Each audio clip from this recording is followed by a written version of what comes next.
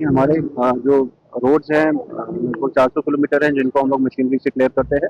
तो हमारे priority 1 roads पूरी तरह क्लियर है। Roads connecting hospitals, public institutions, main जो कॉलोनी के रोड्स हैं वो क्लियर किए गए हैं पहली प्रायोरिटी में, और उसके बाद अब हमारे सेकेंडरी रोड्स और इनर लिंक्स जो हैं उन पे काम चल रहा है। हमारे पास हर एक वार्ड में मशीनरी अवेलेबल है, हर एक वार्ड पे जो मशीनरी है वो काम कर रही है। हमारे रोड्स के अलावा एमईडी जो है वो मेजर रोड्स और आरएनबी कुछ रोड्स को क्लियर करते हैं, वो भी अपना काम कर रहे हैं। जो इनर लिंक्स है जिनको मैनुअली क्लियर किया जाता है उसमें हमारी जो मैन पावर है वो डिप्लॉयड है। आपने देखा होगा सुबह 6 बजे से ही 5:30 बजे से 6 बजे से वो मशीनरी और मैन पावर जो काम कर रहे हैं। खास तौर पे फुटपाथ्स और इनर लिंक्स जहाँ पे मशीन नहीं पहुंच सकती वहाँ पे हमारे जो ये मेहनती मैन पावर है वो काम कर रही है।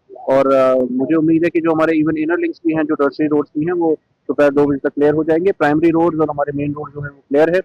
किसी तरह की कोई दिक्कत नहीं है। डी वाटरिंग स्टेशन फंक्शनल है क्योंकि पानी जमा होने की दिक्कत रहती है।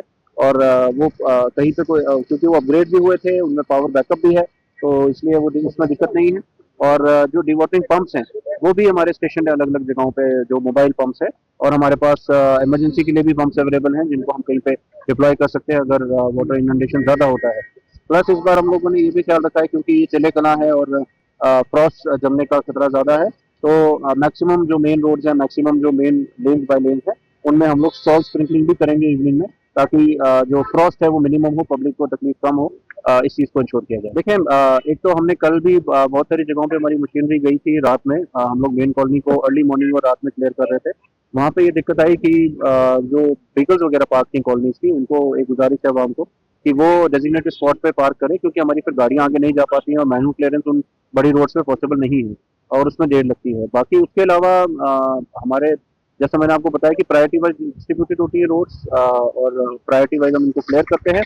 अभी जहाँ पे भी हमें कहीं पे इशू आ रहा है, भले ही वो हमारी सेकंड प्रायोरिटी या थर्ड प्रायोरिटी में आता है, बट अगर कोई इमरजेंसी एसओएस आता है हम उसको कॉन्टैक्ट वहाँ पे भेज रहे हैं। हमारा कंट्रोल रूम एक्टिव है और पब्लिक से भी फीडबैक ले रहे हैं, और वहाँ पे हम लोग मैन एंड मशीनरी भेज रहे हैं, उसको क्लियर कर रहे हैं। तो क्लियरेंस हमारा साथ साथ में चल रहा है।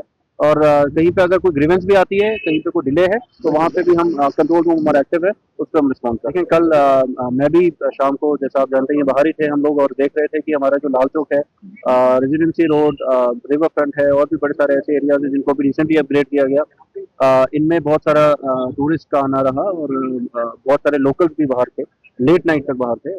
उससे एक तो मोबिलिटी का भी पता चलता है कि स्नो क्लियरेंस भी थी, प्लस साथ साथ में बिजली जो स्ट्रीट लाइट्स थे शाम के समय में, वो बहुत ही अच्छा नज़ारा था। स्नोफॉल के साथ साथ जो हमारे स्मार्ट सिटी के प्रोजेक्ट्स हैं वो खिल के सामने आ रहे थे, तो बहुत ही अच्छा रहा। पब्लिक ने भी एंजॉय किया है, टूरिस्ट भी बहुत अच्छे से इसको एंजॉय कर रहे थे। और मुझे उम्मीद है कि एज रिस्पॉन्सिबल सिटीजन हम अपनी जिम्मेवारियों को भी निभाते हुए अलॉन्ग विद एडमिनिस्ट्रेशन जो बाकी इशूज हैं उसको भी क्लियर करेंगे।